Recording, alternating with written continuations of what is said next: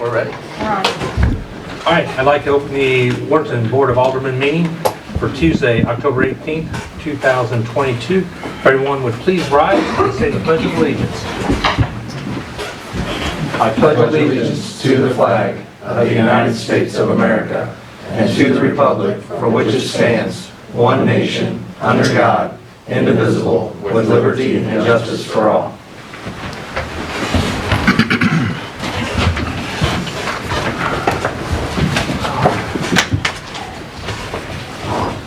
Consent agenda.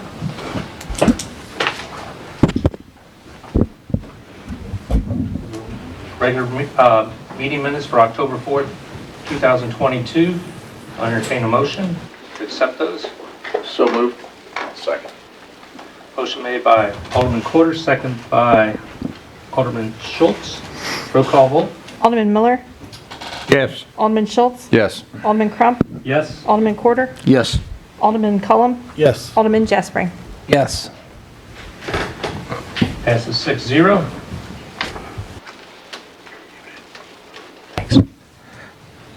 Thanks. All right, public comments. If anyone would like to come up to the podium, we'll give you 5 minutes to speak on whatever topic you'd like to speak about. Please state your name.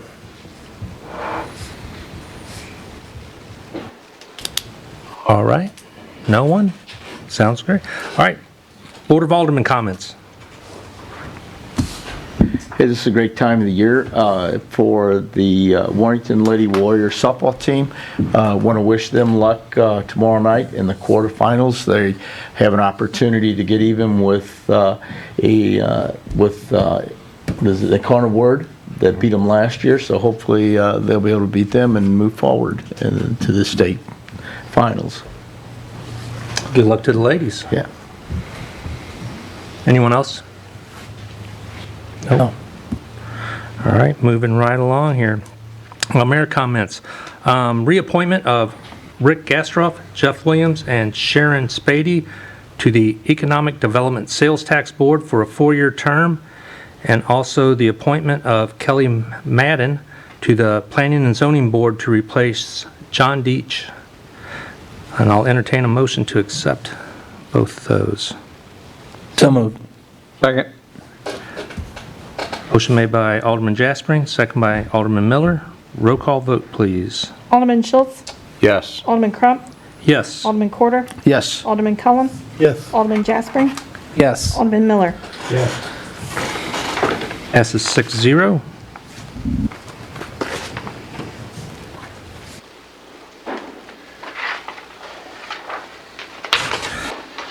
Next up, we have the festival event permit for Hometown Christmas on December 3rd, 2022. Good evening. I know most of you guys, but my name's Lori Miller, and I'm the president of the WDA, and my vice president, Denise Davis. We're trying to do the Hometown Christmas again. We're just seeking approval from you guys. It'll look a lot like it did last year, but I'm hoping bigger and better since we're not fighting COVID. I've been working real hard on the parade. We have a new parade route. I actually went to the Board of Aldermen in Truesdale, and I was seeking their approval for us to actually cross 47 and to go down into their area, and they are absolutely delighted. They're excited to have us. They want to join us.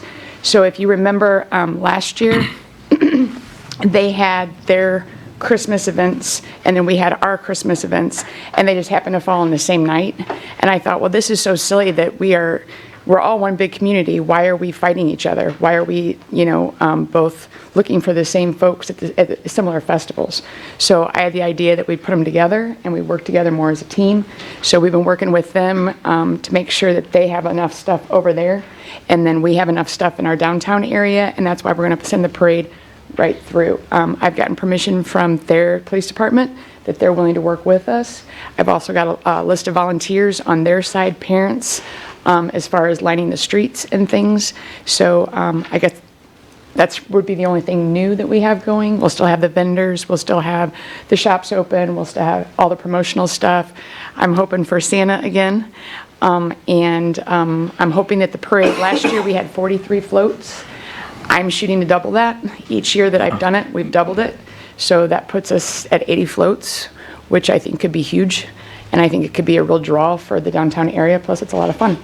I know that Brandy's been working with us, and she's told us that, they're more than willing to do whatever they can on their side. And as soon as we get through Halloween, I'm really going to start working, pounding hard on trying to, get this thing going. I'm just seeking for that approval.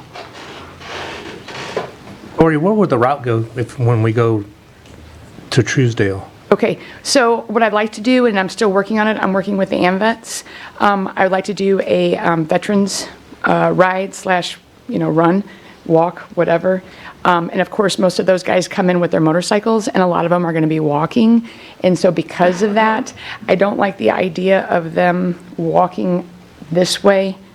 I'm a little turned around, but walking up Main Street, up the hill, because some of them are older, and it's just going to be too much on them. So what I was thinking is this year, and none of it is completely finalized because I'm trying to work with the Warrenton School District, but what I'd like to do is flip it around the other way. So we start over maybe at Blackhawk in their parking lot, come through Truesdale, come down past the old Kroger, past 47, downtown, and then end up at Holland. So previous years, we started at Holland and we went up the hill. But because of my veterans this year that really want to participate in this, I just think that walking down the hill versus up the hill would probably be a better bet. And for those of them that cannot make it, then we'll put them in a pickup, we'll put them in a car, we'll put them somewhere, but I know they really want to participate. I wanted to have the high school marching band. Unfortunately, that weekend is the state auditions. So I can't find a marching band anywhere in the state that is willing to participate. So maybe if you guys have any ideas, if you know of a marching band that would like to participate or some kind of band. But yeah, I've contacted Wright City, I've contacted anybody, just somebody give me a marching band that I can put in this parade. And I can't because everybody wants to be at those state auditions. So, and unfortunately, the hometown Christmas date is not going to change. It's always been the first Saturday in December, and the state auditions have always been the first day in December. So we probably will never, ever have a band unless we can come up with, like, I don't know, a college band or something. I don't know. But if you guys have any ideas for that, I'd be more than willing to entertain them. But that kind of busted my bubble on that because I was kind of sad. I thought that'd be kind of cool. So not only can we not get the band, but we cannot get the choir either because it's state auditions. So, Do you have a time set for the parade to start? Yep. Previously, what I have done in the past is I have just looked at the sunset, and it's usually between 5 and 5:30. And I like to start lighting everybody up, but before usually about 4 o'clock. But if we're going to have 80 floats, we might need a little more time. But I like to have them kind of getting set up and while the sun's out. It's just a lot easier for people to organize while the sun's out, and then I usually let them go right about 10 after 5, right when it starts getting really, really good and dark, because most of those floats look better with lights, in the dark.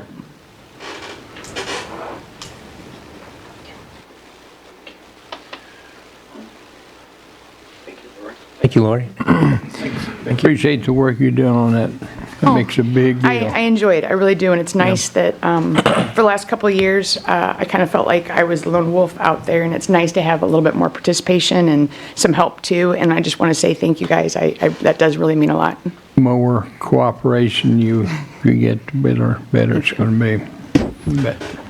Lori, did I understand you correctly that Truesdale and the Warrington are going to be combined? Is that okay? Great. That's awesome.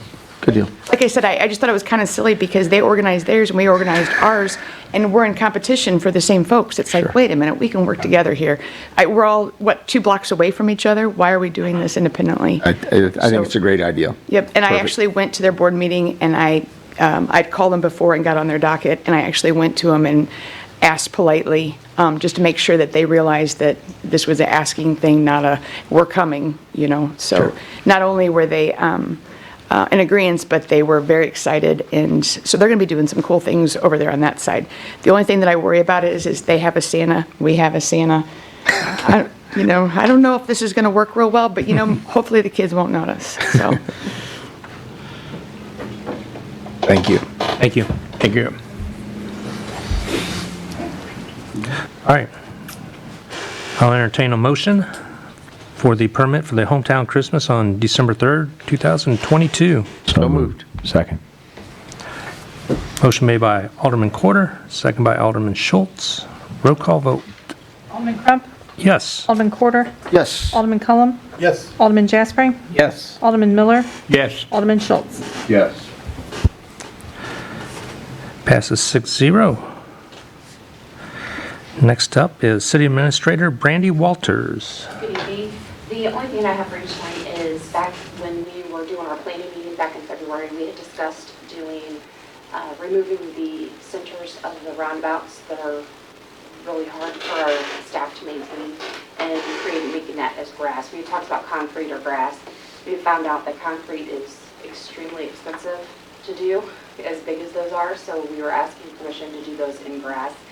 All the trees and plants will be transplanted to other locations, parks, areas, city areas where they are able to take care of them better. And if you guys are okay with that, it's approximately about $1,000 to do all three of them, but they want to probably do that coming up pretty soon if you guys are still on board with that. What about the irrigation and all that in there? They'll fix that while they're They're there. all going to fix Yeah. all of that? That way the water... Yeah, but they're going to put in, I think whatever they put in wasn't correct, and they're going to redo all of that. So that way the grass is watered? Yes. So the grass won't be dying. Have you ever thought about white gravel? We actually considered gravel. However, it was a fear that individuals would pick that up and throw it out on the highway. So, Good thinking. so if you guys are all good with that, then we will go ahead and do that. Yeah, I'm good with that. I'm good. Anybody opposed? Nope. Nope. Okay? All right, We'll thank get you, that Brandon. moving. That's all that I have for each night. All right, thank you. All right, next up, Director of Operations, John Struckoff. Good evening. First thing I have for you tonight is the monthly admin report. I just don't like to sound like a broken record, but we're still hiring. Still have open positions. Other than that, there's nothing really to note on the monthly admin report this month. Do you have any questions on that? No. Okay. For my next item, I just wanted to say we have the citywide cleanup scheduled for November 5th for the fall. We said we're going to do that 4 times a year. Well, us do it twice and Grace Halling do it twice a year, so this will be our fall pickup. It'll be at the fairgrounds again from 8 to noon, so we'll have one more board meeting before that. Any questions on that? All right. Next item I have for you is a supplemental agreement for CMT for the North 47 sidewalk project. This is the final bill from CMT, the engineer that was on the project. The project is done. We've done 2 walkthroughs. We've gotten a lot of compliments on how it looks now compared to what it what it was. So we've done a lot of work, and the contractors came through and did everything that they were asked to do, fix the broken sections and everything that was done. So this is the final change order for CMT's work that they've done since January. So this is it. This will be the end of the project. So again, any questions on that supplemental? Nope. And this is still covered 50/50 with the grant, even though it's more. So we're still under budget on the grant. So. The vegetation looks good as far as the grass, they say.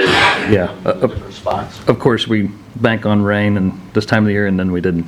Didn't get as much as we wanted. But all the sod and everything they put down, that was all included with watering, so they actually watered that quite a bit, and I think that sod took hold pretty good. So we'll have some good weather here yet. I think after this cold snap, I think we'll get some more vegetation growth, but I think we'll be okay.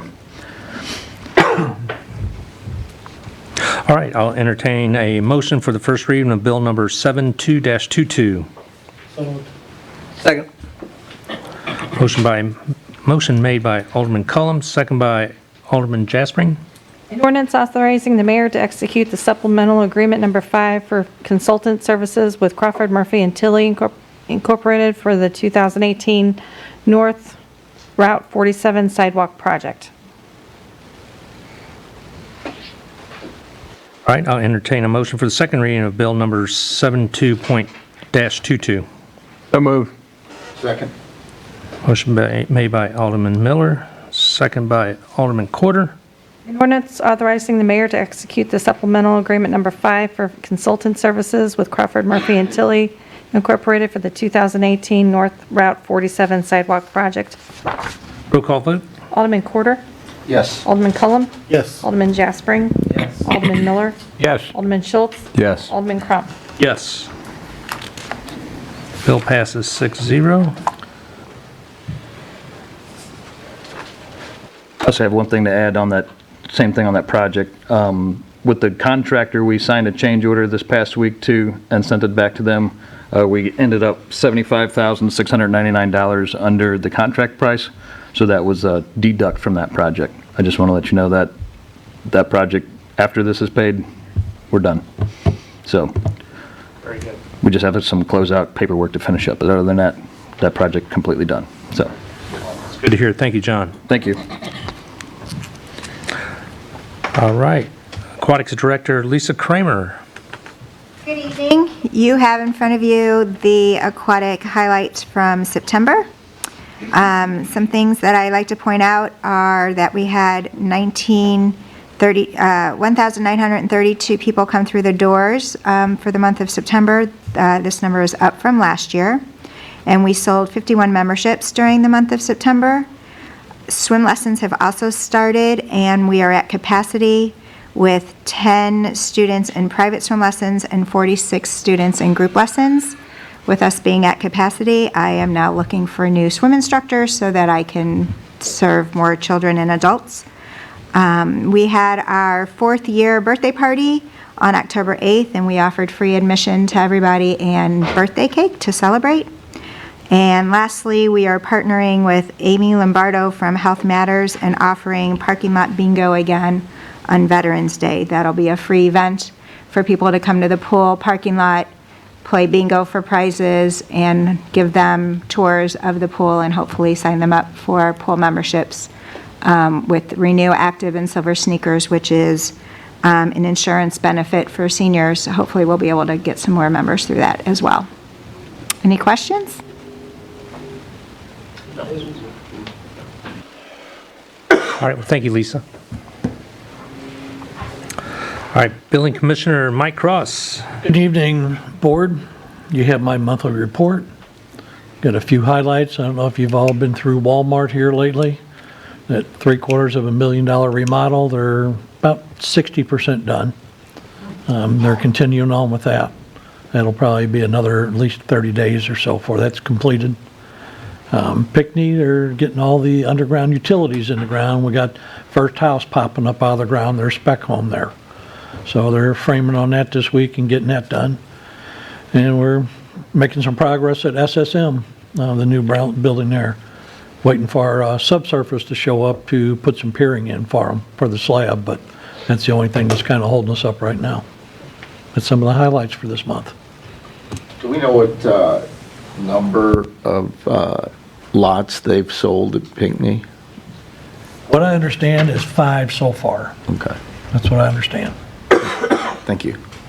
What's the update with the insurance company there on 47? They're looking at an open date of getting full about the 3rd week of November. That's what they're looking at as completion date. They're moving along. Their ceiling's in now inside. The outside's finally changed color for its last time. That's been a slow project for sure. So, yes, that's probably one of the most overbuilt buildings I've ever seen, but they've done a nice job on it. So, I saw them working on it this weekend. It's like, yeah. are they ever going to stop working on that thing? So they put 4 big cooling systems down in the ground, 600 feet deep. Wow. In there for their heating and cooling system. So they're trying to be as green as they possibly can. Right. So it's a nice building. It'll be nice when it's completely finished. Good for them. That's all I have for you, gentlemen. Any questions for Mike? You're welcome. No? All right. Thank you, Mike. All right. Chief of Police Larry Ellard. Good evening. The only item I have for you tonight is the monthly report. And the only noteworthy project we've got going this month is thanks to a grant from MoDOT, we've acquired 2 electronic ticket printers. So what that'll allow us to do is actually eliminate all the redundant manpower of having tickets entered into our records and then into the court. So it's touched once, flawless. There's no problem with legibility. So if it works, we won't have to order tickets. We won't have to administrate them. We won't have to audit them. We won't have to track them. So far it's cost us nothing. Sweet. That's good to hear. How can we get more of those then? We'll see if these two work out. Are they movable, portable? Yes. So They can actually come out, from what I've told, you can carry it out. So if it's non-traffic, you can take it out wherever and print it out right there. Okay. I just didn't know if we were moving them from car to car for each shift, or if you just... Oh, yeah, they're gonna be, but I thought you were meant as portable as like you're on a scene. Oh, no, absolutely. I know how the tickets print. I just didn't know if the units themselves were installed in the car, so that patrol car was the only car you could write tickets with that machine out of, or if the unit could come out and move to the next shift if they were using a different patrol As far as car. I know, they're gonna be moved around from car to car, especially for the test, so that we can get the most hands on them as possible, so. Sure. Okay. And that's all I've got. Any questions for Chief? No. Thank you, Chief. All right, thank you, Chief. All right, Director of Planning and Development, Tim Burks. Good afternoon, members. You have a copy of my monthly report. A few of the highlights is the RCE Commercial Roofing opened an office on West or East Veterans Memorial. The Look of V opened on North Highway 47. Paul Diller Trophy Properties and Auction opened up on South Highway 47, and we had a ribbon cutting at Freedom Appliances at the Warrenton Shops in September. Do you have any questions for me? What's the look of V? I think it's at clothing. Okay.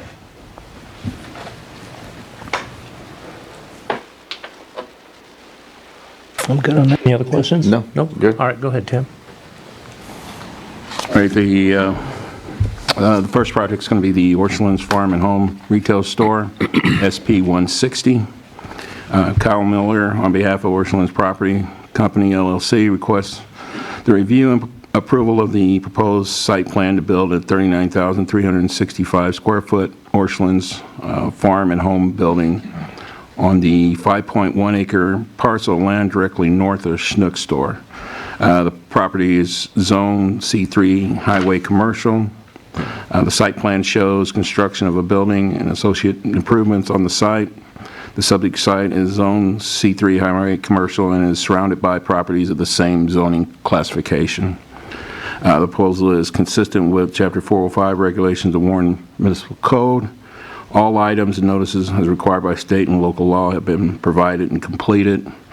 The project was voted on at the Planning and Zoning meeting to approve. The motion passed 7-0 with 2 absent and 1 vacant, with the 2 conditions to ensure lighting fixtures located on the north and west side of the property does not cause a glare or create a nuisance to adjoining parcels or to the traffic on North Highway 70, and no seasonal or outside displays to be allowed in any of the designated parking spots. I did receive an email from the representative. They had agreement with Schnucks to use 16 of their extra parking spots. So that was sent to me just before the meeting, and the representative and engineers are here to answer any questions. Do you have any questions for me? None. No, I don't. No. Anyone else? No?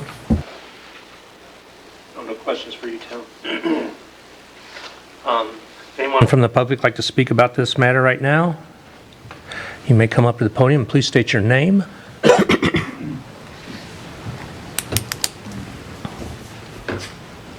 Good evening. I'm Joe Snodgrass with Orchland Properties. I have with me Kyle Miller with Crockett Engineering. In case you got any technical questions, he can help me answer those.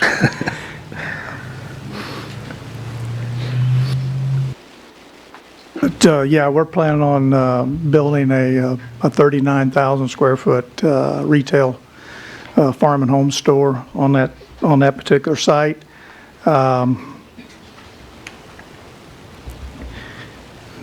This rendering right here kind of represents what we plan to do. You can see Snooks there to the left. We plan to match the building up as much as we can with that to make it complement each other.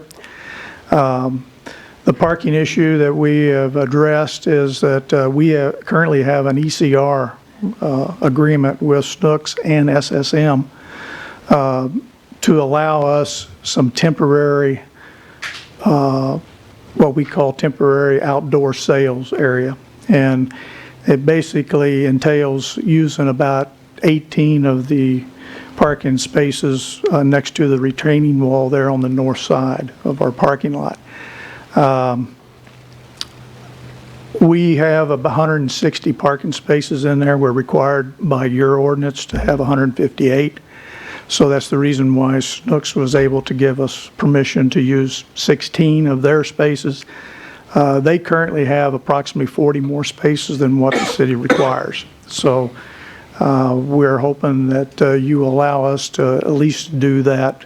The temporary area would probably mainly be used for like utility trailers and maybe some equipment, some small farm equipment. We do not have any intentions of stocking this as much as Rural King does theirs. But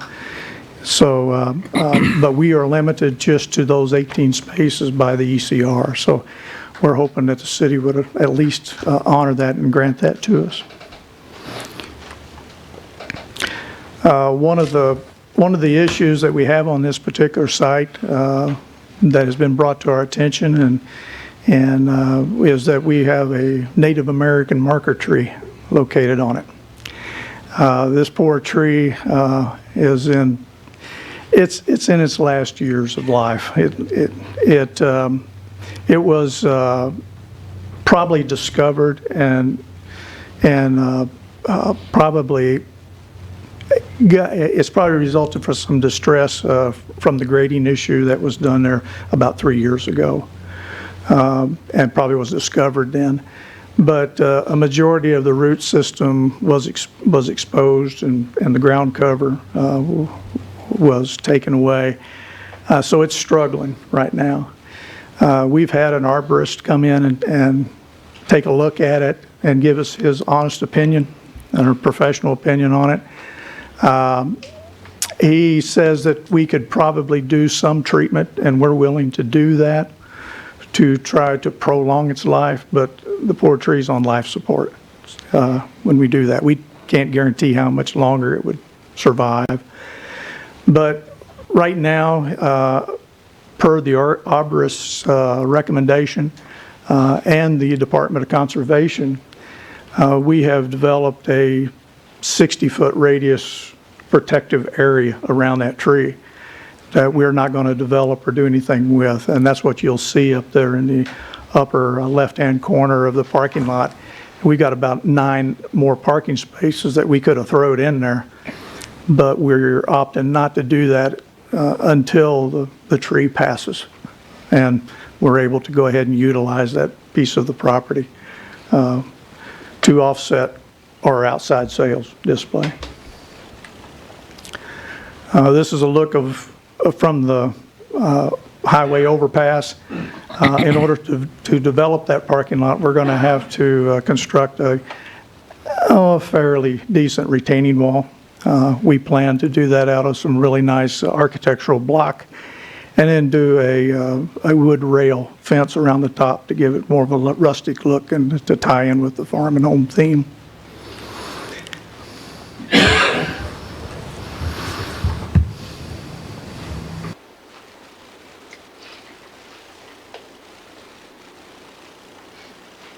The rear of the building, we'll have a pit dock back there.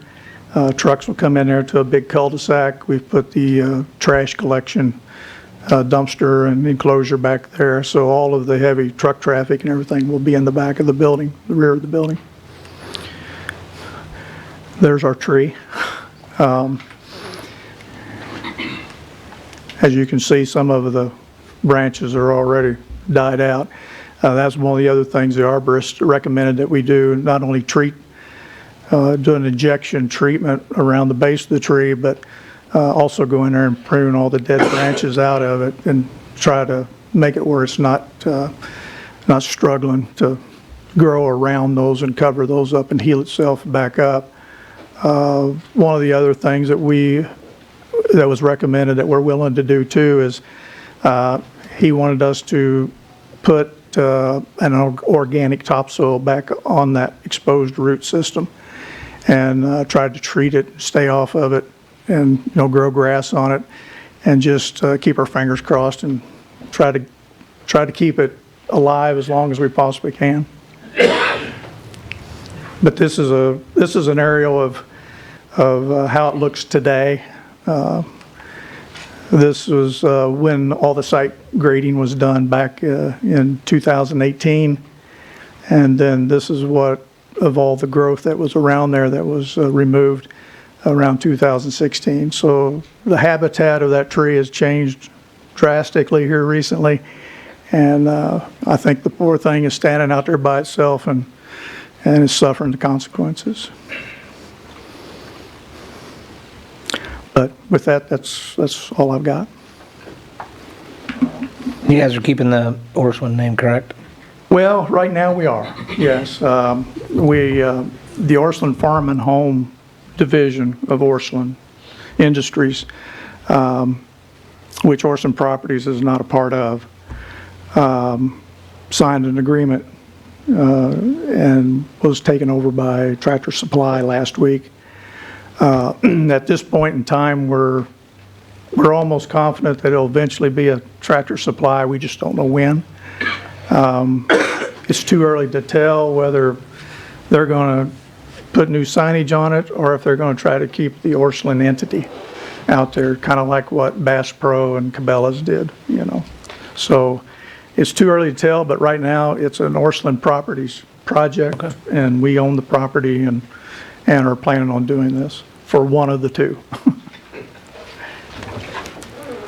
Do you have any idea on scheduling for this project to complete? Well, our goal is to have this thing done by September of next year. Next year? We have to do that because the lease is up on our existing store that we have here right now, so we've got to get out of there. Sure. So I've got to get this thing built before then.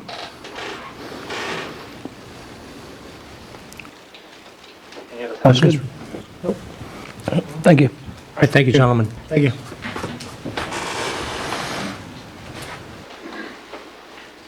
All right, I'll entertain a motion for the first reading of Bill number 73-22. So moved. Second. Motion made by Alderman Schultz, second by Alderman Cullum. An ordinance of the City of Warrenton, Missouri, approving a site plan for a tract of land located at 497 East Veterans Memorial Parkway. I'll entertain a motion for the second reading of Bill number 73-22. So moved. Second. Motion made by Alderman Miller, second by Alderman Jaspering. An ordinance of the City of Warrenton, Missouri, approving a site plan for a tract of land located at 497 East Veterans Memorial Parkway. Roll call vote. Alderman Cullum. Yes. Alderman Jaspering. Yes. Alderman Miller. Yes. Alderman Schultz, sorry. Yes. Alderman Crump. Yes. Alderman Quarter. Yes. Sorry, it's right next door. What can I say? Bill passes 6-0.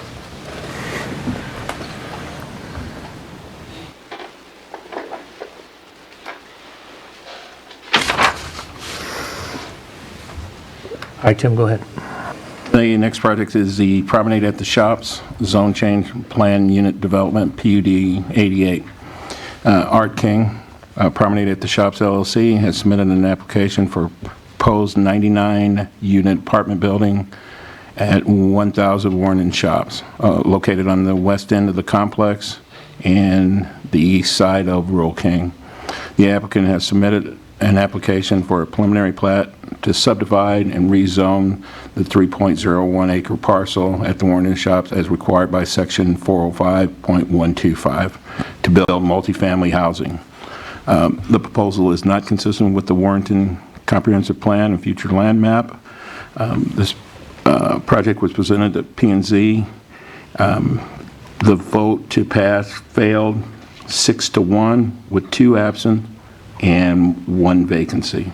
The applicant is here to answer any questions. Do you have any questions for me? No questions for Tim? No questions for Tim. All right, I will open this up to public comments. If you'd like to have something to say about this, please come up to the podium. We'll give you 5 minutes to speak. Please state your name.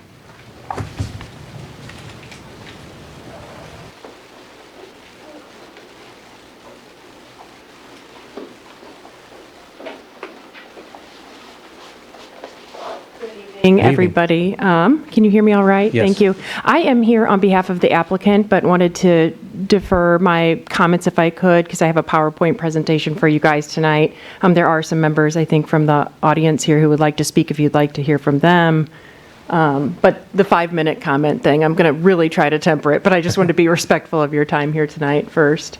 Is that okay if I go ahead with my presentation? Yeah, if you could just state your name for us, please. Thank you. Yeah, very much. Hi, I'm Jamie Mansfield, and I'm here on behalf of the applicant. I'm an attorney with Armstrong Teasdale here. I have here with me Art King, and if you could start my slideshow. Thank you so much. I have here with me Art King, the president of Rao Walters Property, the applicant here. We have our architect, Tyson Pyle from Arcturus, and civil engineers, Todd Aylen and Dave Shelton from CMT Engineers. If you can, I can click to the next slide myself. Thank you very much. Here is a beautiful rendering of the proposed development here at the site. And what we have here too is an aerial view of the entire site to try to orient yourselves with the area. This site is in connection with the shops at Warrenton and with the Rural King there to the east. You can see right here, there's an overview that shows a little clearer of the entirety of the site and the dedicated parking area, Rural King over there to the east, and the shops all along there to the west of the property. Applicant was in front of the Planning and Zoning Commission here on October 6th and submitted an application for the preliminary plat to subdivide and rezone the 3.01 acres of vacant land at the shops at Warrenton from a C3 to a planned unit development district, which would allow for the development of a 99-unit apartment building located at 1,000 Warrenton Shops to the west of the complex, east of the Rural King as shown above.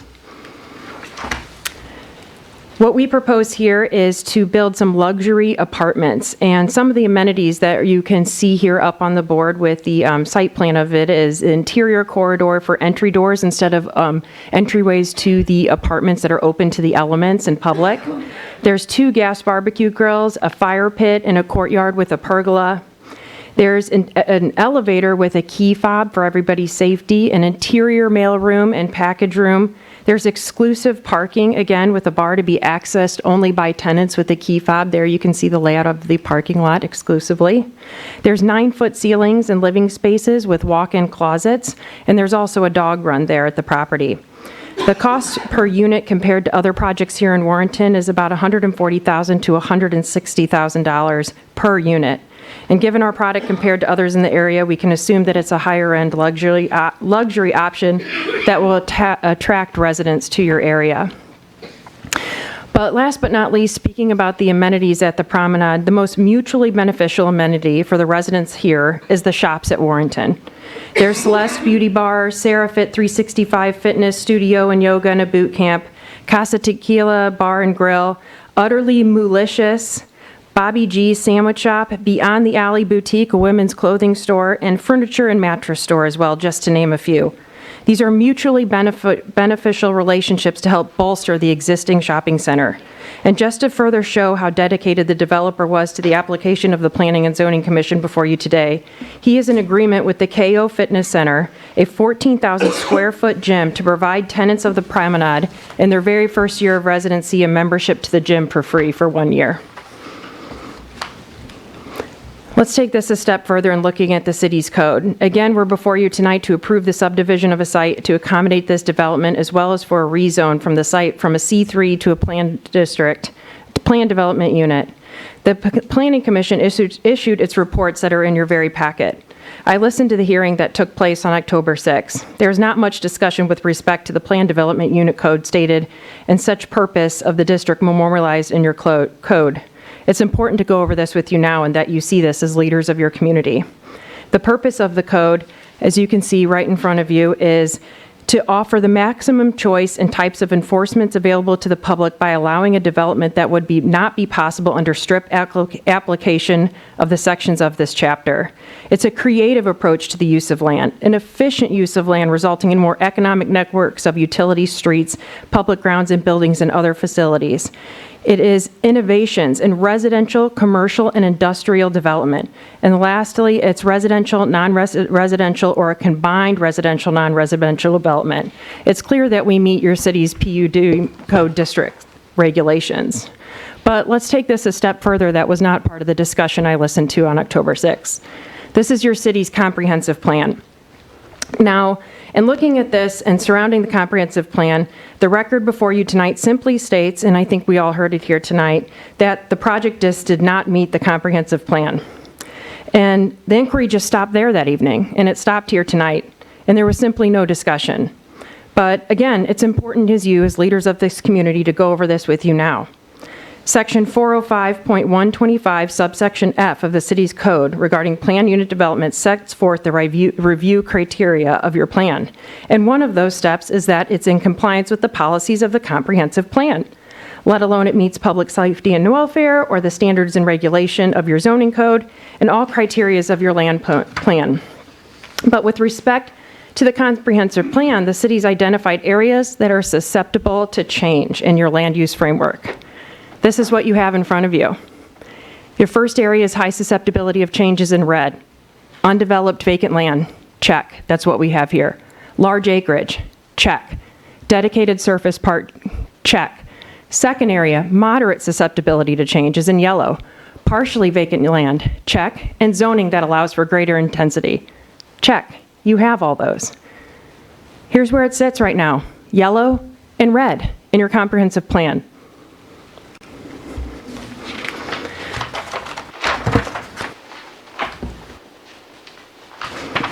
Let's take this one step further. You guys have here in your plan a retail commercial development strategy. And what it wants to do is rethink and re-tenant viable stores, reinvest in the best retail centers and nodes, and redevelop outmoded retail and other uses as employment centers, civic and cultural amenities, residential or mixed use areas. You guys have in your plan that you want to rethink retail and commercial, so let's do that and look at the strategies you employed. Pruning back retail and commercially zoned land. That's exactly what this is doing. It's zoned commercial. The future of this you stated is commercial, but yet in your comprehensive plan, you want to prune back further retail to allow for these mixed developments. Strategy number 2. Strategy number 3 is establish nodes of development. These are with an eye toward making them friendly, attractive, walkable, and filled with activity. And in your own plan, in your own code, it says here that housing can drive a node and possibly formed mixed-use areas surrounding those nodes and within those nodes. Taming the traffic. Exclusive parking, an armed bar fenced in, and overflow for the apartment visitors will be in the shopping center. Sufficient parking for each user under the code, including residential. We're overparked by nearly 400 spaces. In fact, Rural King's on board. Once construction starts, they have an option to expand their pad and parking and have agreed to same by using some of our materials. Strategy 5, deliver community and involve the image. Nothing says more than the rendering that we've presented to you in the Planning Commission as the image that we see for this area in the shopping center. Last but not least, your other strategies are leadership and to put your regulations where your policy is. I saved kind of these best strategies for last because this is where you all come into play. Through your leadership, you saw the visions for the shops way back when my partner Rob and Art were in front of you, requesting that the tax increment financing necessary to reconfigure the interchange at I-70 and turn around the shopping center. My client had a vision, what could be driving from Columbia as a place to stop and enjoy. Completely vacant, paint peeling, it drew in an anchor tenant with Rural King, it pulled a team together, bought the site, leased it up, got the bond issued for the interchange, and completely went from 0% occupancy to 75% occupancy, and did it through a pandemic. It's stabilized, and over the next 2 years, plans to lease it up to 95%. We've been a partner from the beginning, and it's been a long, sustained effort to get this area to go from vacant to vibrant. We went down the path with you all based upon the discussions that the city had with respect to the Chapter 100 bond. When Art started this discussion with the city and my partner Rob Clark, construction loans were at 3%. They're now at 7%, and yet my whole team is here with you guys tonight. Chapter 100 was meant to defray some, but not all of the cost of construction, and not for any real or personal property tax abatement.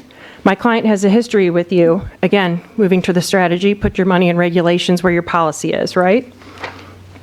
Last but not least, and leaving you with this beautiful image with the promenade, is that, again, the Planning Commission barely touched on the city's comprehensive plan with their discussions. They only pointed to the fact that the future land use map set forth this particular parcel was in the commercial corridor. That's all. However, your comprehensive plan went a step further and asks you to be strategic in looking at your retail and commercial development. Your partnership with this developer allowed him to take the shops from 0% occupancy to nearly 75% during a global pandemic. Now you have the same developer who delivered on his plans asking you to see the win-win here.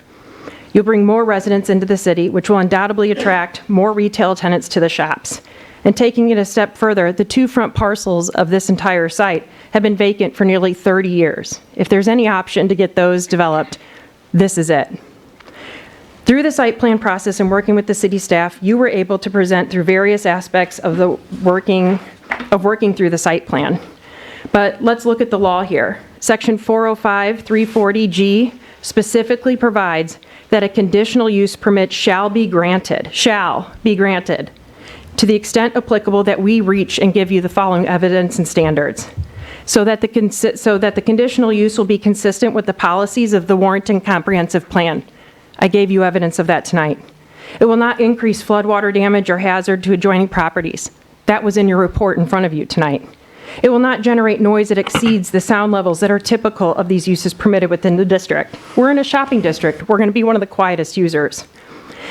The conditional use will not have any substantial adverse effect on the use of enjoyment of the adjacent properties. It's a win-win. We bring warm bodies into the shops, and they reside closely in walkable distance. It's designed and constructed to operate to not interfere with any of the adjacent properties. There's no interference, it's congruency.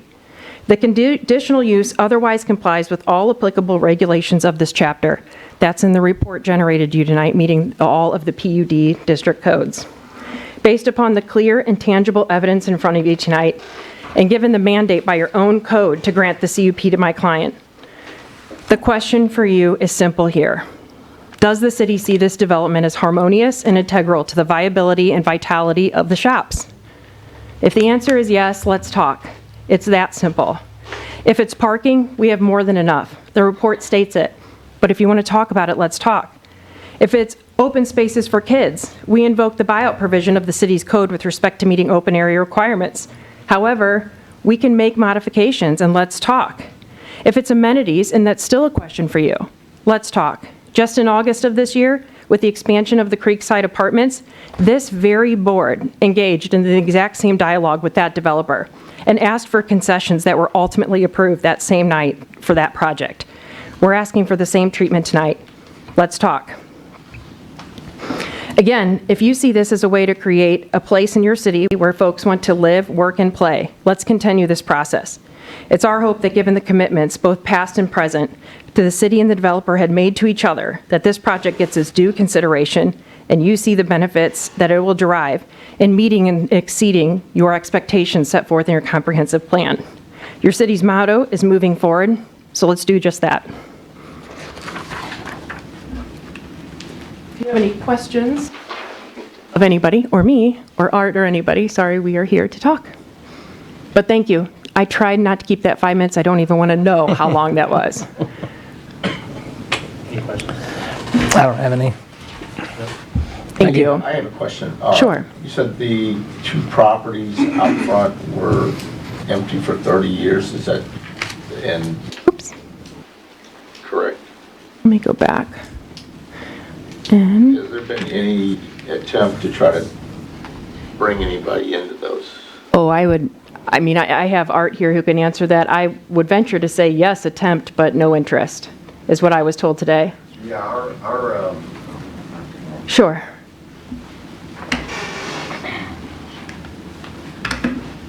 Our leasing, my name is Arthur King, I'm with Raw Walters Properties. Our leasing agent is here this evening. Could he speak to that? Sure. Yeah.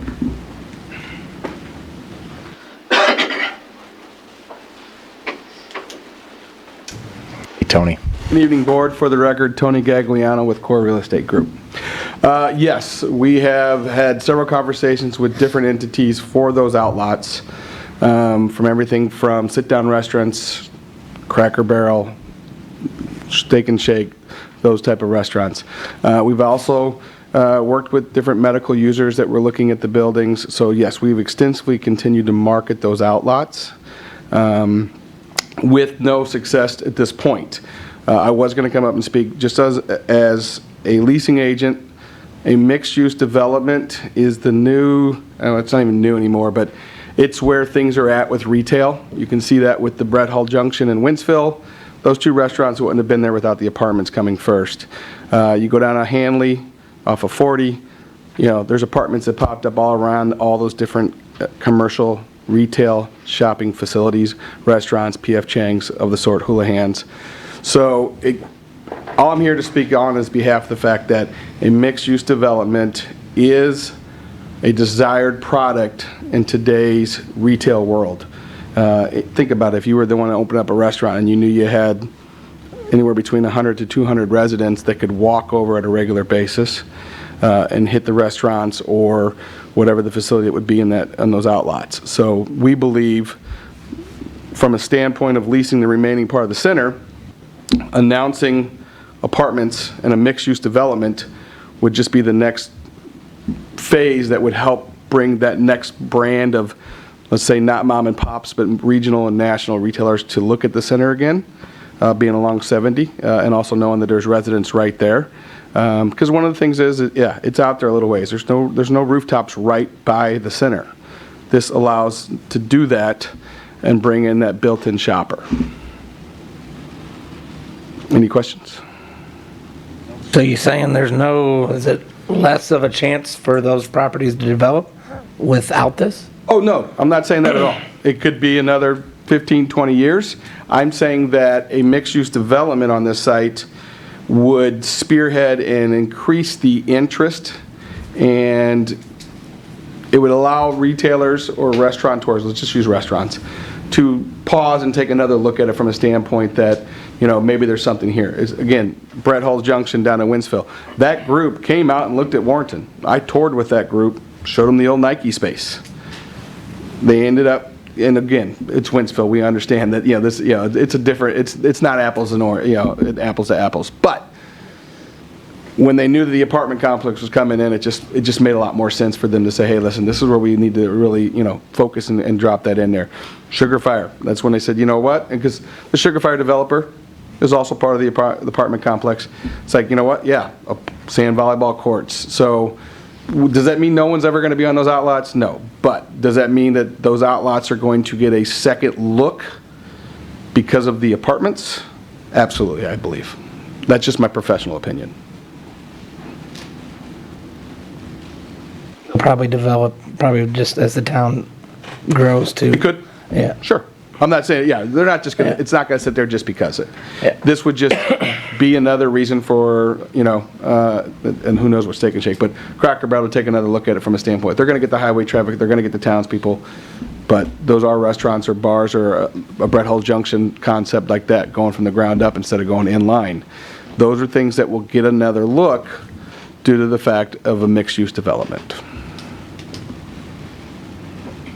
Thank you. Thank you, Tony.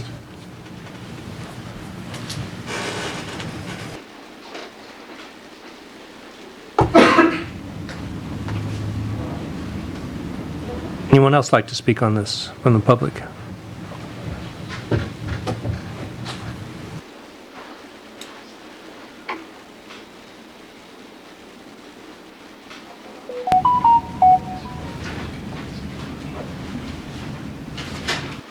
Good evening. Good evening. Kent Hicks, Warrenton, Missouri, know many of you. I have have no financial interest in this project whatsoever. I've never met Art King, don't know who he is, but do have a little bit of an emotional interest in the mall. If I could briefly take a second. Mr. Miller, I'm sure, remembers all of this. He was on the board or around then. In 1990, Hicks Real Estate, 1990, a man named Kenny Smith came out of California and sat in front of my office and said, I want to put 66 stores in Warrenton, Missouri. I said, you're crazy. He said no, but then he explained the concept of the outlet mall, and it made sense. So in 92, we closed on 21 acres, which was the first phase, which was 33 stores, and it was 117,000 square feet of retail space. Then in 94, we closed on the second phase of the offering of the center, and that was an additional 30, so you're up to 63, 64, 65. And you have 750,000 square feet of asphalt out there. You have 220,000 square feet of retail. Now in 1995, in talking to Bill Glenn, who was the principal with MacArthur Glenn, and they own something like 48 centers nationwide, he told me even in 95 that the outlet mall concept was going to die. That brands were becoming more popular than Macy's. If you ask your 10-year-old daughter, does she recognize Macy's or does she recognize Nike, she's going to recognize Nike. Yeah. And Macy's wasn't able to tell retailers what they could and could not do. Also, manufacturers were manufacturing, since the outlet center for 15 years had been so popular and so explosive that manufacturers were now manufacturing for the outlet mall market. That if you saw a $120 pair of Nike tennis shoes at Macy's and you came out to the mall and it was $20, great, but they started manufacturing $20 tennis shoes, and when you came out to the mall it was in fact a $20 tennis shoe. And in fact, Liz Claiborne did the same thing. You saw that beautiful dress at Plaza Frontenac for Lynn Claiborne that you wanted that was $140. You came out to Warrenton and it was $20. The only problem was Liz Claiborne made it in Warrenton out of polyester, and down at Frontenac it was made out of a blended cotton. Anyway, in 95 I got the opportunity to have many discussions with Bill Glenn on the future, and it wasn't rosy. As a matter of fact, in 1995, MacArthur Glenn sold their interest in Warrenton. They sold it to Horizon out of Muskegon, Michigan. And then in 2002, and I was hired as a consultant for that to try to bring in what the local merchant market might be if stores left, which in fact they did. The ones I just mentioned, I'm sure Gary remembers Van Heusen, and all the wonderful stores we had there. In 2002, it sold to Warrenton Outlet Center. In 2006, it was sold again to Warrenton, Missouri LLC, Premium Outlets. In 2011, it was foreclosed on and bought out of receivership by Warrenton Outlet Center Holdings, Bethesda, Maryland. 2012, it was taken over by Moonbeam Capital out of Las Vegas and New York. And then I believe shortly thereafter it was sold to this gentleman back here, wherever he is. You got about 210,000 square feet of retail, and you've got, like I said, 750,000 square feet of asphalt. And folks, something has to change. You're competing with Walmart, which has just spent $750,000, I hear, on their stores. Orscheln's buying new, building new. And many, in fact probably most of the products that you're going to sell at the mall are going to be sold in those places, plus Rural King. Now the Planning Commission said, number one, apartments don't fit within Warrenton's comprehensive plan, the city's vision for early growth plan of commercial areas. And they want to push apartments back. I've been from city council meetings, as I had interest in St. Charles County years ago, from St. Charles County to Jonesburg, and I've never heard of wanting to push apartments to the back, off the interstate. Number one, when you do that, you're into older residential areas and you're into making improvements in your infrastructure. These apartments, you're not going to have anyone from Morgan or Oak or Walton say, I don't want it in my backyard, you're not going to have any problems with traffic in that the apartments are emptying out on a state highway.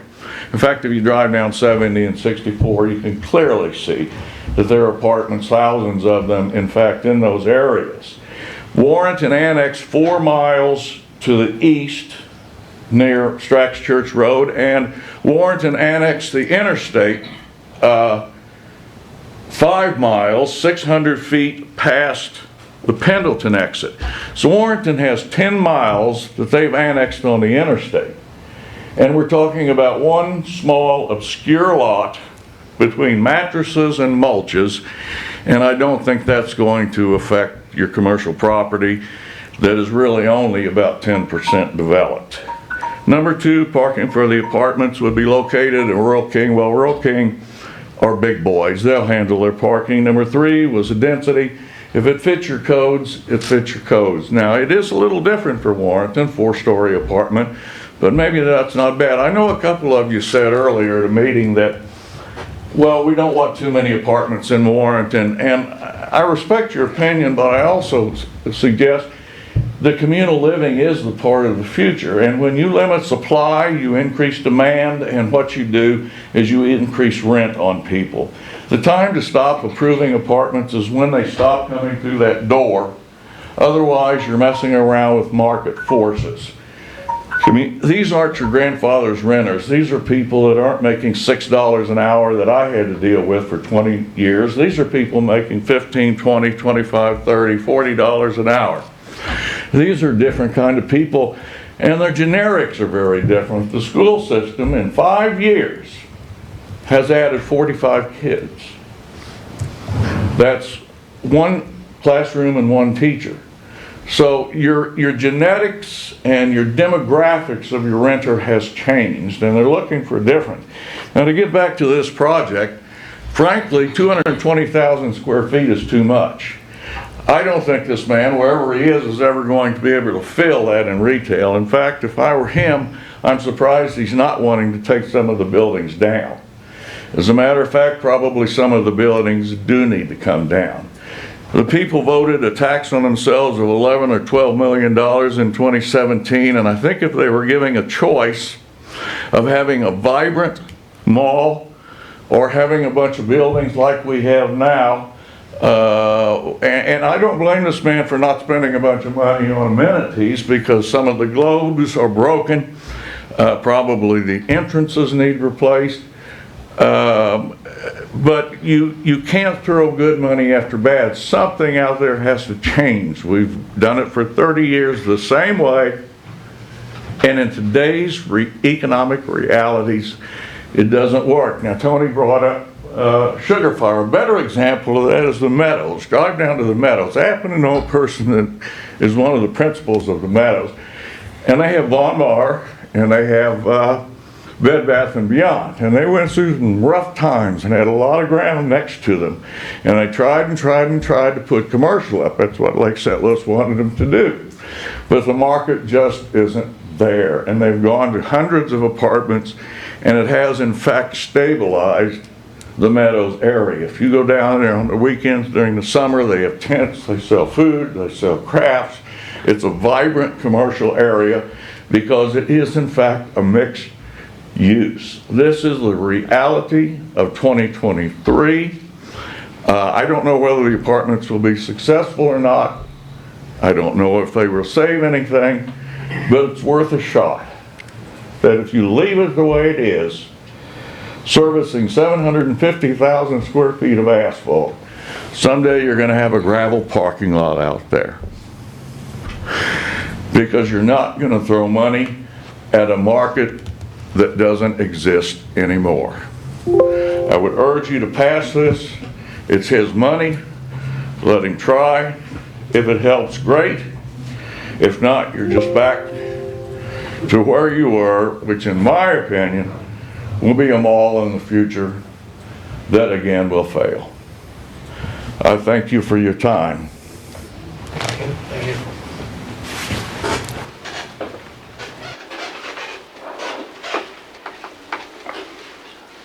Anyone else from the public? I have a question for Mr. King.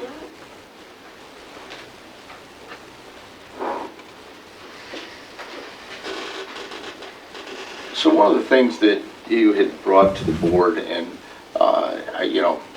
when you first brought this project to us, I like the project. I like the whole thing. It looks nice, and I think it's something that would work in the future for the area. But one of the things you brought up to us was the Chapter 100. Why would this board want to put ourselves out for this Chapter 100 for you where we haven't for anyone else? Good question. And once we do that as a board, if we approve this or even think about it, approving it, it seems to me we may be starting a very slippery slope for us. How so? If you come and ask for it, everyone else is going. I mean, we'll be. And what happens if they do ask for it? And I understand the 100 where it does not have really any taxes. We lose nothing because your material you're purchasing or whatever is not going to be in our community. I realize that and understand it. But I was just, that's one of is part of my largest concern, so.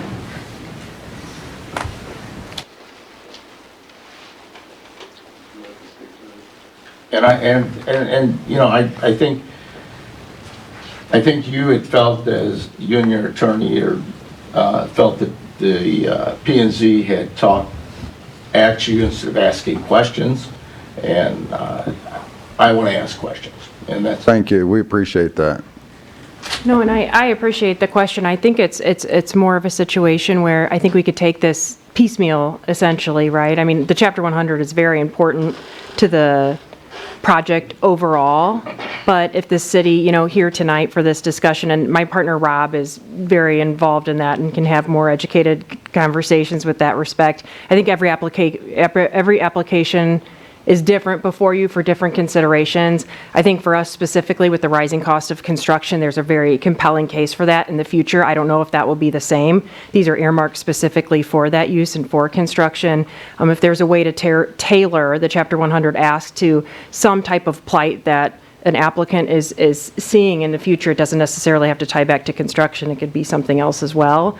So I don't think that it would expose the city unnecessarily to open up any Pandora's box, let's say, for anybody to come up here and ask. I think that that's going to come regardless for any applicant that's in front of you guys right now. But for here tonight, for this purpose, if we can, decide as a community and think about what, the nice gentleman just came up here and said about the future of it too, then that's a discussion that can follow. If you guys see this use, then let's continue that discussion as well.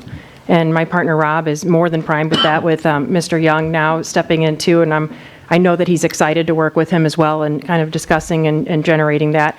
Also too, the way I understand it, and Rob actually sent me a very long text on it today, and I don't have that in front of me as well, but nothing tonight or necessarily on that next step of the Chapter 100 is committing you to anything. It's more about, what I understand is the payment of the fees for Gilmore and Bell to kind of come up with the plan for the Chapter 100. So the city's not necessarily making any commitment tonight with respect to that either, nor are they when they take the next steps on the Chapter 100. It's a several kind of parcel project and inquiry for you guys. But I think the inquiry stops tonight if you guys don't see this in the future. So I was at both meetings. Why weren't you at the P&Z meetings, but you're here tonight?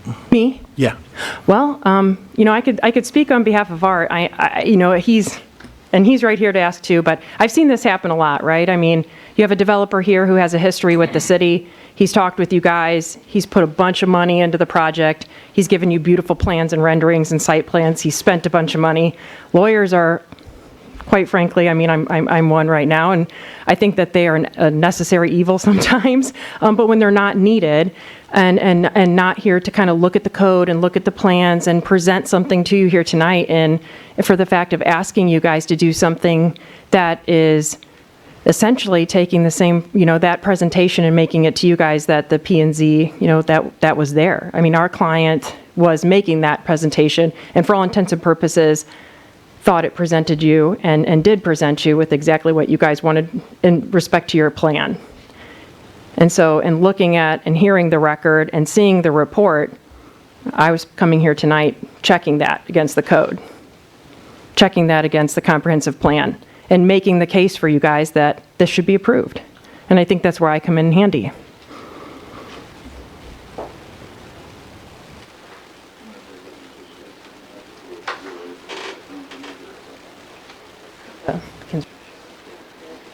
Yeah, I mean, again, the whole chapter, I think I mentioned this in my presentation too, but I think if taking this piece by piece, if overall, with respect to how you guys see the future of the city, I think is step one. And after that, we can really make a compelling case, I think, for the Chapter 100. But if you don't see us here, that's really what the purpose is tonight, is to try to make a compelling case for you guys to move forward.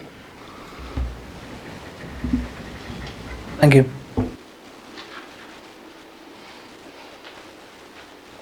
Did that answer your question about Chapter 100, or not completely? Well, it's, I don't, it was kind of an open-ended question, and Yeah, you're not I gonna get a good apologize. answer, yeah. So, it's a question, but it's what I feel is best for the community.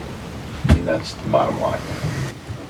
And that's, and I can appreciate everybody speaking to this, but they're not sitting in these chairs. So, I appreciate that.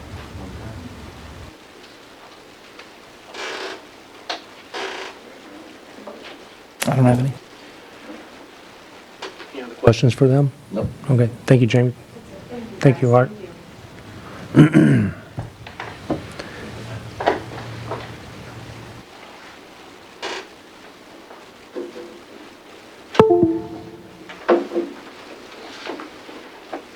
Anyone else have any questions for them?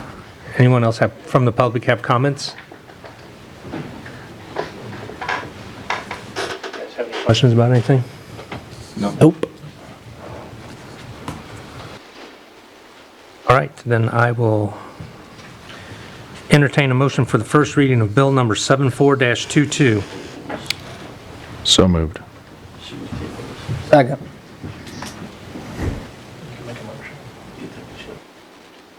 I don't know. Okay.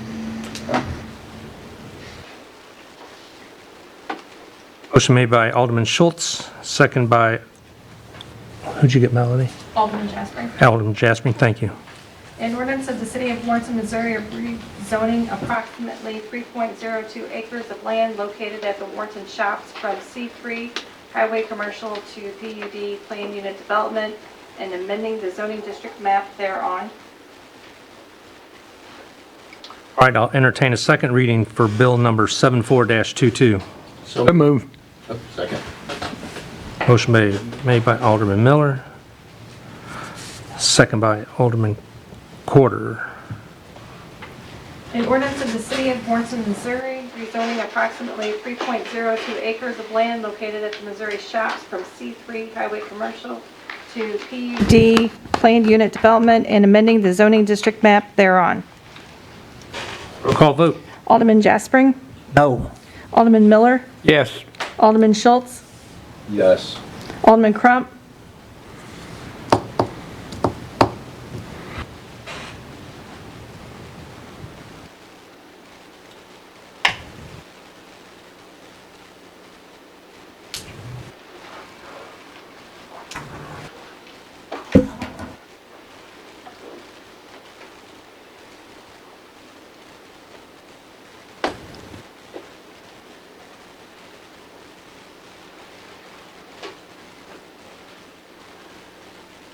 No. Alderman Quarter? No. Alderman Cullum? No.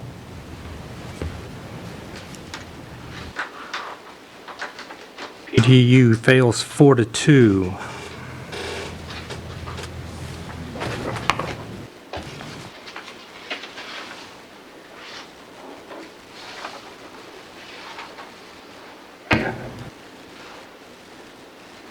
Moving to the next section. This is the preliminary plat to subdivide that lot for the PUD. The Promenade at the Shops preliminary plat, SUBD 105. The applicant, Art King, Promenade at the Shops LLC, has submitted an application for a preliminary plat to subdivide 3.01 acres of land from the 30.01 acres located at 1,000 Warren Shops, along with a zone change application to rezone the parcel to PUD plan unit development. This parcel of land is located directly east of Rural King Store and west of the Warrenton Shops and is not in the retail overlay district. The property is currently zoned C3 highway commercial, and the applicant has submitted an application for the PUD plan unit development for a proposed 99-unit apartment. The proposal is consistent with the Chapter 410 subdivision regulation of Warrenton Municipal Code. All items and notices as required by state and local law have been provided and completed. The project was presented to Planning and Zoning. The motion was made to pass. The motion passed 4-3 with 2 absent and 1 vacancy. Do you have any questions for me?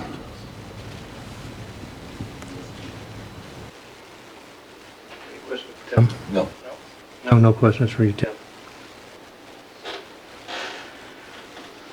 Any public comments about this?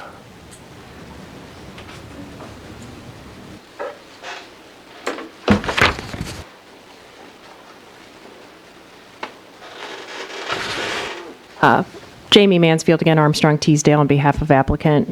Don't plan on spending much time in front of you tonight, more than 5 minutes that I took prior to our previous application. Not being long-winded, but this is, we passed 4-3. We still have every right to subdivide for internal purposes, things like that too, keeping our books and records straight. So again, this passed 4-3. We want to subdivide regardless of whether or not whatever happened with our previous application for rezone tonight. We still want to subdivide this lot. I believe we have an application that's already put into P&Z to subdivide the other 2 parcels that sit vacant and most likely will, to have that move forward as well at a later date. But this is that purpose here, and we ask that you guys approve tonight what P&Z approved on October 6th. Thank you. I have a question. I don't know if you can answer, or maybe our lawyer can. It was brought up at P&Z, the TIF. If we subdivide this, it goes to a new owner if he decides to sell or whatever. That TIF and everything, nothing changes, correct? The new landowner will still have to abide by all that? I'm not aware of the TIF documents, but I would imagine that it would be the case. Okay. It was before my time, that's why I'm asking, just to make sure that we're all... It would be unusual for anything to change just because of a change of ownership. Okay, and that's what I think P&Z said that night too. They didn't think it would, but I just want to make sure on record that we made that clear. Okay. That's all I got. Do you want to split this 3 acres up into 1 acre lots? Is that what you're doing here? Why would? I believe this is just 3 acre. That's just 3 correct? acres. This is just 3 acres. Okay.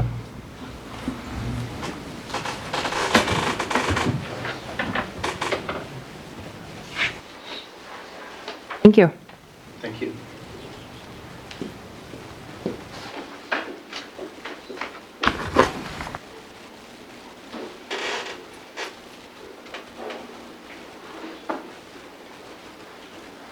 This SUV is just for the current spot we're talking about, right? Not this. I'm sorry. It's just the subdivision. It's taking the 3.0 acres off of the 30. 30 acres. Okay. It would have been the site for the PUD. Gotcha. All right. Just want to make sure I was clear on that.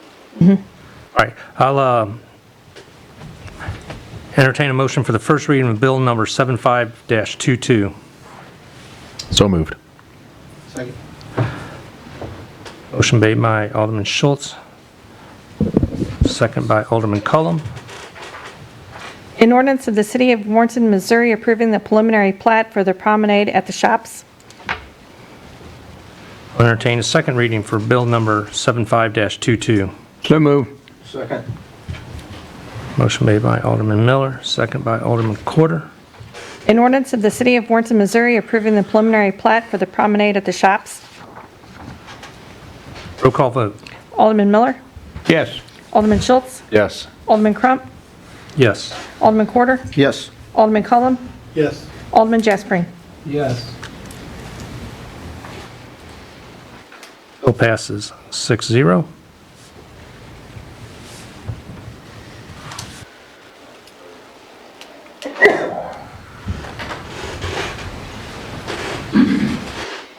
All right, Tim. Okay, the last project is the administrative site plan, SP AMD-161. Neardash LLC has applied for an administrative site plan to modify the original site plan for the C-store located on a 2.81 acre land on the west side of Highway 47, north of Warrior Avenue. The original site plan shows a gas station with a convenience store and restaurant, which are permitted uses. The car wash on the plans is a conditional use in the C3 zoning district. The following conditions were placed on the original site plan. Provide stormwater management plan prior to the land disturbance, verifying compliance with the city regulations. Car wash hours are 7 a.m. to 8 p.m. Monday through Saturday, and 8 a.m. to 8 p.m. on Sunday. The original site plan shows a right turn in, right turn out only for ingress and egress from southbound Highway 47 into the site. MoDOT advised the applicant by email the interest location for the site was acceptable when this project began. The applicant engineer, Bart Corman, advised me, and MoDOT had advised the applicant that they could not have that entrance to the site for this location since it's a limited access area. The applicant is requesting to modify the site plan by removing the southbound ingress, egress to the site from Highway 47 and leave a stubbed out road to the north. This project was sent to P&Z. The motion passed 7-1 with one absent and one vacancy. Bart's here tonight to answer any questions. He has submitted a revised site plan showing the modifications. Do you have any questions for me? No, this only Tim? No, thank you, Tim. Thank you. For the record, Bart Corman, Lewis and Beatty, Surveyors and Engineers. Basically, it's just a deletion of the entrance. Like Tim explained, we had initial permission from MoDOT that was an acceptable location. Once it was discovered it was limited access, it had to go up higher in the chain of command at MoDOT. And so then it got rejected, so we had a meeting with MoDOT, and the district engineer said, still not going to happen, so we're back here asking for this to be deleted from our site plan. We still have plenty of access on Warrior. I even presented plenty of stacking for the traffic flow to planning and zoning, and that's where we're at. We've temporarily halted construction on the building part until after this meeting. Hopefully we can resume again and go from there, and I'll answer any questions anybody may have. So is this because it's too close to the light? Is that what they're saying? No, it's not. So what is it then? I'm trying to understand. So we're not going to allow no rights? Well, I mean, what's going to happen with that property? So just south of this entrance is no access, and it's deed restricted no access. And in the north, on the west side of 47 is limited access. And the church side, it's regular access, but limited access on this side basically means the district engineer has to approve it, and they said no because they have a little cut, a little patch of asphalt across from Whispering Pines Lane, and they say that's the only access that should be along 47 at this time. So which is off of this property, so we can't. So what would happen between there and the road or the entrance to the Metacrite or whatever? Right. There will so there's not going to be, there'll never be a right going into there. Right. So the only spot would be directly from Whispering Pines Lane. So how did Crider get it? Crider's is further up, and I don't believe was limited access. The limited access came in the process of the light project at Whispering Pines or Warrior Avenue, and that widening. And it came through that and came through a lawsuit on the right-of-way acquisition for some land for the additional turn lane for the light. So. That doesn't make any sense at all. I don't know who made that up. Somebody must have called somebody that wasn't liking this project. Bart, Yes. You'd mentioned on Warrior Avenue that there won't be a problem with car stacking through there. Right, so some of the planning and zoning members had a concern if there's enough stacking for cars to turn out onto Warrior. And so we showed, basically, we're still going to do the road around the gas station. Right. Okay, and so there's plenty of time for you to sit there and wait for traffic to turn left, and then there's plenty of stacking because you got two lanes, you got a left and a straight/right onto 47 and or across Warrior. Okay. So we showed the amount of cars that could actually be done, and It's 30 on there. yeah. So we got about I think about 8 per lane headed east. I just got shown like 7 or 8 there, but I also had another one that wrapped all the way back around. So pretty much we could stack a lot of cars there waiting for a light. And compared to some other sites in town, I think we're going to have more stacking than We'll be okay. than needed. Yeah. All right. And that light can always be adjusted by MoDOT also, couldn't it? Yeah. MoDOT could, yes. That's a whole nother thing that I'm not going to comment tonight if I don't have to. Wow. All right. That's just like so there's, I mean, just for future notice, is that commercial property all fronting 47 from there down to Kreider? Yeah, I Limited believe it's all access. zoned commercial. yeah. So whatever, if somebody wants to build something there, they're going to drive all the way down to the light and then access this back road? Yeah, but like say, between Bruni Parkway and Warrior, right now, MoDOT is only going to allow one more entrance in that entire stretch. And it's already asphalted there if you drive on the south side of town. You see it when you look for it, but, Yes. and I don't So even weird. agree that that's the best location personally, but, It's just weird. yeah. Planning and zoning asked the question, I believe our attorney, that if someone else bought that property, that we could request there be a road up to the filling station Yeah. on the outer. So is that on the road going to go inside. all the way to the neighborhood? or whatever that So in our subdivision plans, we got the road stubbed an internal road to the north property line of what my client owns. And so that stub would be there. Any site plan that you would get presented to you for the tract north of that, I would assume during the review, you would probably request for that to be interconnected for traffic so that you could have some traffic. You know, let's get crazy and put another Schnucks there, okay? All right. So you wouldn't want people from Schnucks having to get out on 47, come down, and then turn back in to go to the gas station. You'd want it internal, just like you're looking at. Since I saw it tonight, I'm not picking on Orchlands and Schnucks too much, but you can go from Schnucks to Orchlands without having to get on 47 or on Veterans Memorial.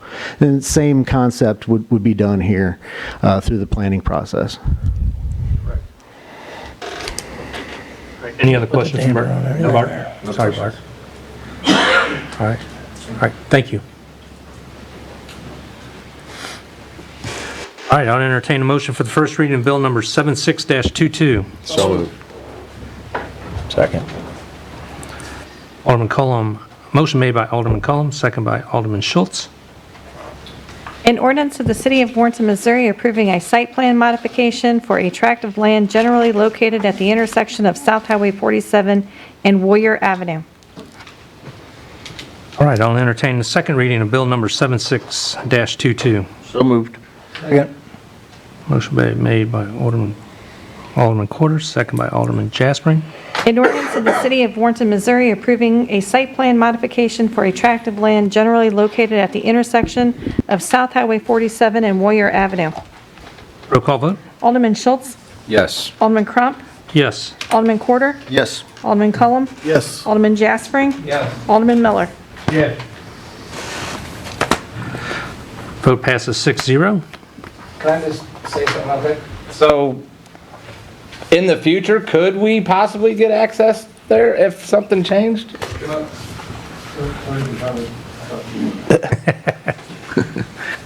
Maybe they get a wild hair up there. Once again, for the record, Tony Gagliano with Coruscant Group. I was on that conference call as well with MoDOT.